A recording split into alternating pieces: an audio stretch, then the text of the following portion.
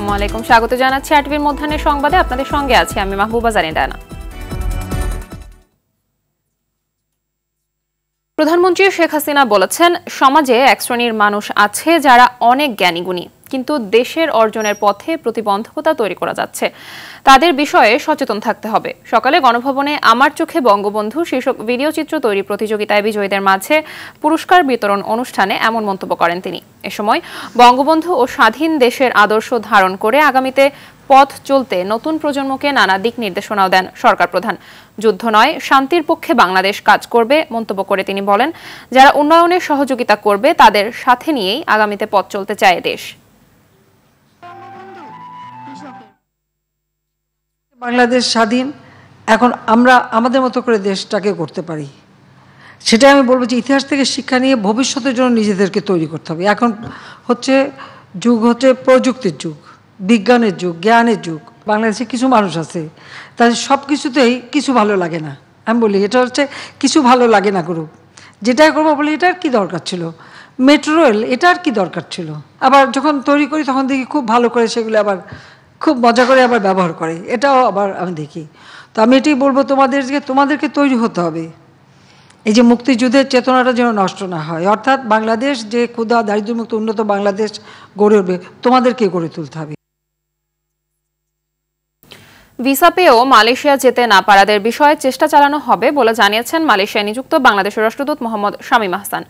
গেল শনিবার কুয়ালালামপুর বিমানবন্দর পরিদর্শনকালে সাংবাদিকদের একথা জানান তিনি। রাষ্ট্রদূত জানান, কলিং ভিসায় মালয়েশিয়ায় প্রবেশের সময়সীমা গত 31 মে শেষ হওয়ায় টিকিট না পেয়ে আসতে পারেননি 30,000-এরও বেশি বাংলাদেশি কর্মী। সেই সঙ্গে নতুন করে বিদেশি শ্রমিক নেওয়া বন্ধ করার পর মালয়েশিয়া সফরে যাচ্ছেন জাতিসংঘের মানবাধিকার বিষয়ক হাই কমিশনার ভলকার তুর্ক। সেখানে তিনি কুয়ালালামপুর ও পুত্রজায়ায় ঊর্ধ্বতন সরকারি কর্মকর্তাদের সঙ্গে বৈঠকে বসবেন।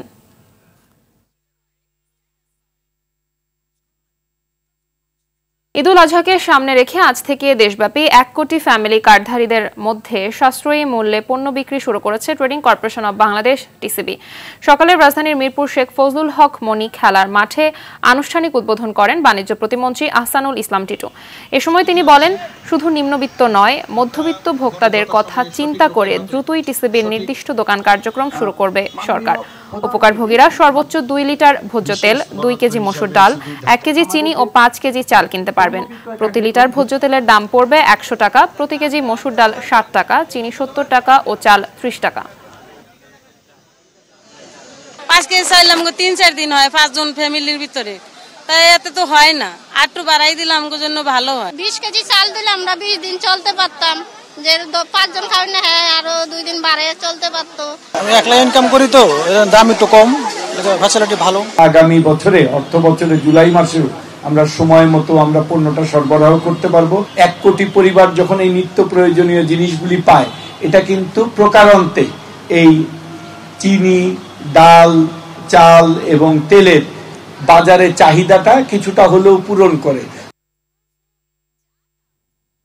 দর্শক, এই মুহূর্তে মিরপুর শেখ ফজলুল হক মনি খেলার মাঠ থেকে সরাসরি যোগ দিচ্ছেন সহকর্মী দীপ্ত চন্দ্র পাল।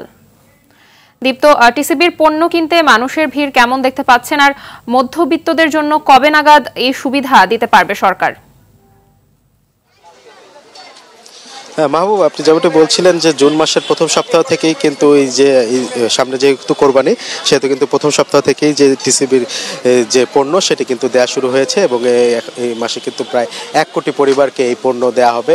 সরকারি ভর্তুকি মূল্যে এই টিসিবির কার্যক্রম চলবে। আজকে কিন্তু এই যে মিরপুরের 3 নম্বর ওয়ার্ড থেকে কিন্তু এই কার্যক্রমের উদ্বোধন করলেন বাণিজ্য প্রতিমন্ত্রী। এখানে কিন্তু আজকে 300 প্যাকেট আর কি প্রথমত আজকে উদ্বোধন অনুযায়ী দেওয়া হচ্ছে এবং পরবর্তীতে কিন্তু তাদের যে নির্দিষ্ট দোকান রয়েছে সেখানে কিন্তু আসলে দেয়া হবে পরবর্তীতে। আর আমি একটু বলে রাখি, এই ওয়ার্ডে কিন্তু প্রায় এই যে টিসিবির কার্ডধারী প্রায় লোকের সংখ্যা কিন্তু রয়েছে প্রায় 10,000 এবং পর্যায়ক্রমে কিন্তু এখানে 10 জন ডিলার রয়েছে। পর্যায়ক্রমে প্রতি ডিলার কিন্তু 1,000 করে প্রত্যেক মানুষকে আর কি বুঝিয়ে দিবে। তবে আমরা এখানে মানুষদের সঙ্গে কথা বলেছি, তারা যেটি জানিয়েছেন যে তাদের জন্য যেহেতু 5 কেজি চাল বা 2 কেজি তেল কিন্তু একটু মাসিক হিসাবে কিন্তু একটু কম হয়ে যায়, তো এই বিষয়টি বাড়ানোর জন্য আসলে তারা একটু জোর দিচ্ছেন। তো এখানে রয়েছিলেন টিসিবির একজন ডিলার কল্যাণ সমিতির সভাপতি, আমরা একটু তার সঙ্গে কথা বলি যে তারা যে অভিযোগ করছে পণ্যটি বাড়ানো যায় কিনা, তো আপনাদের এরকম কোনো নির্দেশনা বা পরবর্তী নির্দেশনা আছে কিনা একটু বলুন।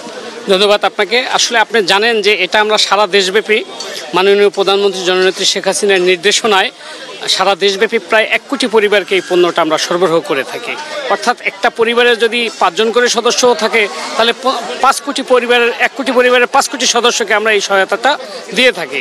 অর্থাৎ আমাদের প্রচেষ্টার কোনো শেষ নাই। আমরা চাচ্ছি যে আরও কীভাবে মানুষের কষ্ট লাঘব করা যায়, কীভাবে তাদের পাশে দাঁড়ানো যায়। আমরা এই ওয়ার্ডে আমাদের ভোক্তা আছে 10,000, আমরা এই 10,000 মানুষকে দেব, এইভাবে পর্যায়ক্রমে সারা বাংলাদেশে 1 কোটি মানুষকে দেব। আমরা পণ্য বাড়ানোর চেষ্টা করতেছি এবং আমাদের চেষ্টার কোনো ত্রুটি নাই। জানেন যে আমাদেরও সীমাবদ্ধতা আছে। শুনছিলেন মাহবুবা, তিনি কিন্তু বলছেন যে বাড়ানোর চেষ্টা চলছে আসলে মন্ত্রণালয়ে, তারা কথা বলছেন। এবং আমি যদি একটু বলি, এবার কিন্তু বাণিজ্য প্রতিমন্ত্রী একটি উদ্যোগ নিয়েছেন যে শুধু নিম্ন আয়ের মানুষই না, আগামী অর্থ বছরে আসলে এই অর্থ বছরে জুলাই থেকে কিন্তু আসলে মধ্যবিত্তদের এই পণ্য দেওয়া যায় কিনা সেই ব্যাপারে কিন্তু তিনি চেষ্টা করবেন এবং 10,000 স্থায়ী দোকানের মাধ্যমে কিন্তু টিসিবির পণ্য দিবেন, যেখানে বাদ যাবে না মধ্যবিত্তরা। তো মাহবুবা, এই ছিল রাজধানী মিরপুরের থেকে টিসিবির পণ্য দেওয়ার সবশেষ তথ্য। মাহবুবা, ধন্যবাদ আপনাকে। এদিকে সরবরাহ বাড়ায় কমেছে সব ধরনের সবজির দাম। ঝিঙা ধুন্দুল কেজি প্রতি কমেছে 10 টাকা, বেগুন বিক্রি হচ্ছে 30 থেকে 40 টাকা, কাঁচামরিচের দাম 100 টাকা কমে ঠেকেছে 80 টাকায়। তবে প্রতিনিয়ত বাড়ছে ডিমের দাম। মাসখানেক আগে 35 থেকে 40 টাকা হালি বিক্রি হওয়া ডিম এখন 50 টাকা। আগের বাড়তি দামই বিক্রি হচ্ছে গরু, খাসি ও ব্রয়লার মুরগি। বৃষ্টির কারণে সরবরাহ কমে যাওয়ায় দাম বেড়েছে বলে দাবি ব্যবসায়ীদের। এখনও বাড়তি দামে বিক্রি হচ্ছে আলু, পেঁয়াজ। এছাড়াও কোরবানির ঈদের অজুহাতে এখনও অস্থির মশলার বাজার।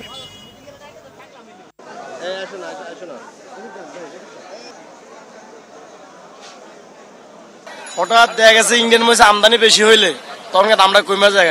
ইদারিং ইন্ডিয়ান মরিচের আমদানি বেশি। সবজির বাজারের অবস্থা খুবই খারাপ। যারা এসা ক্রেতা পাচ্ছি না, খুব কম দামে মাল বিক্রি করতে হচ্ছে।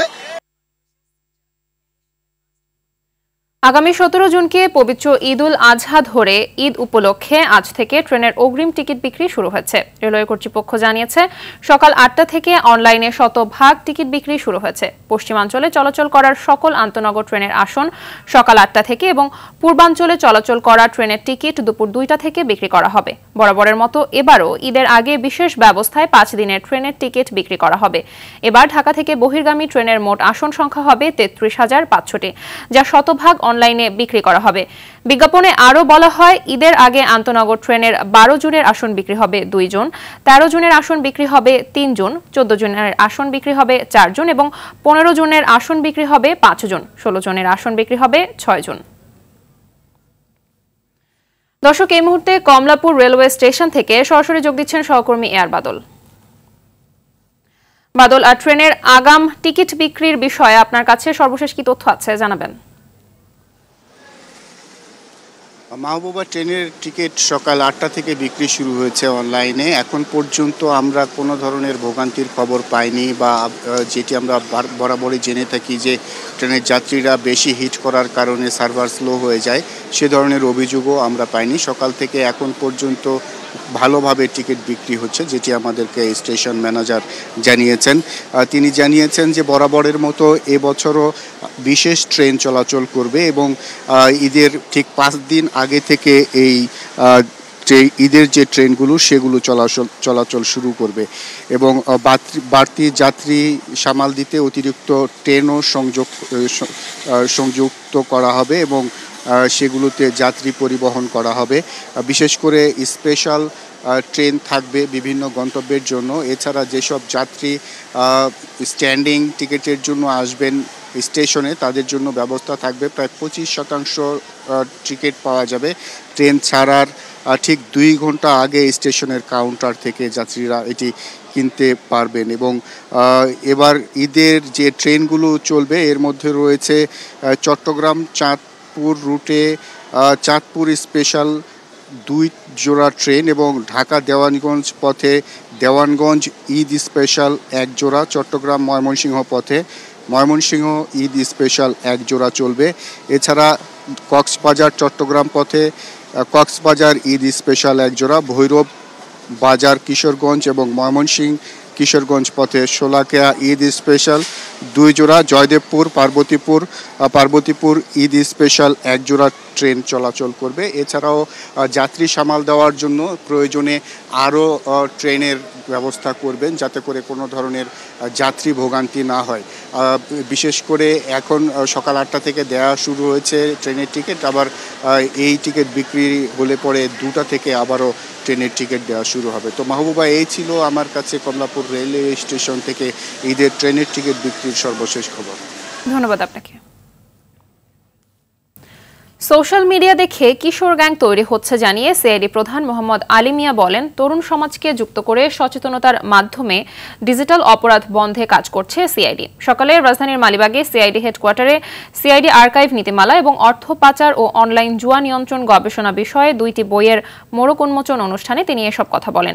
এ সময় সিআইডি আর্কাইভে বঙ্গবন্ধু হত্যা মামলা এবং 21 আগস্ট গ্রেনেড হামলা মামলার নথি সহ গুরুত্বপূর্ণ ও স্পর্শকাতর মামলার নথি ও তথ্য সংরক্ষণ করার কথাও জানান সিআইডি প্রধান।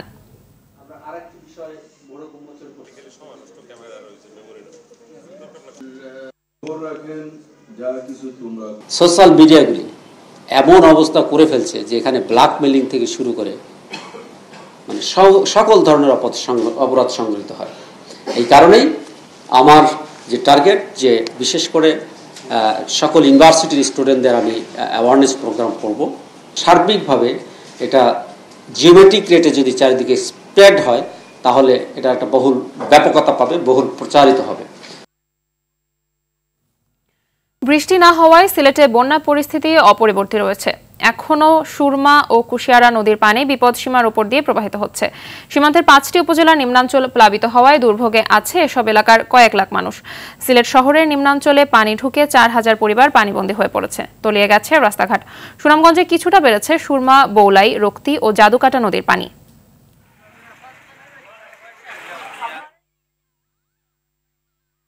সাংবাদিক ও ডিজিটাল গণমাধ্যম কর্মীদের সংগঠন ডিজিটাল মিডিয়া ফোরাম ডিএমএফ এর আয়োজনে ডিজিটাল মিডিয়া এক্সিলেন্স অ্যাওয়ার্ড 2024 অনুষ্ঠিত হয়েছে। শনিবার সন্ধ্যায় রাজধানীর বিশ্ব সাহিত্য কেন্দ্রে এই অ্যাওয়ার্ড দেওয়া হয়। অনুষ্ঠানে প্রধান অতিথি হিসেবে উপস্থিত ছিলেন প্রেস ইনস্টিটিউট বাংলাদেশের মহাপরিচালক জাফর ওয়াজেদ। বিশেষ অতিথি ছিলেন জাতীয় প্রেস ক্লাবের সাধারণ সম্পাদক ও দৈনিক ভোরের কাগজের সম্পাদক শ্যামল দত্ত এবং ঢাকা বিশ্ববিদ্যালয়ের গণযোগাযোগ ও সাংবাদিকতা বিভাগের অধ্যাপক রুবায়েত ফেরদৌস। অনুষ্ঠানে প্রথমবারের মতো সাংবাদিকতা ও ডিজিটালে কর্মরত বিভিন্ন সেক্টরের সফল ব্যক্তিদের 7টি বিভাগে পুরস্কার দেওয়া হয়েছে। এবার এসব বিভাগে 11 জন পুরস্কার পেয়েছেন। বিনোদন বিভাগে পেয়েছেন আরটিভি রিপোর্টার মারজানি পান।